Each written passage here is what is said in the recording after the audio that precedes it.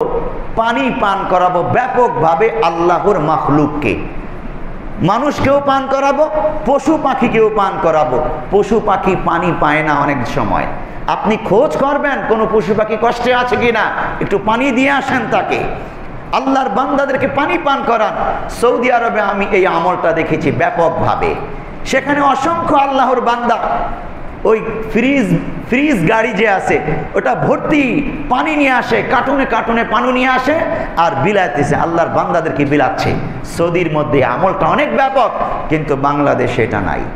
এই যে ব্যাপক গরম চলতেছে, উত্তাপ চলতেছে, কিছু বান্দা উদ্যোগী হন, ফ্রিজের ঠান্ডা পানি কার্টুনে কার্টুনে কিনে রাস্তাঘাটে আল্লাহর বান্দাদেরকে আপনি বিলাতে থাকেন।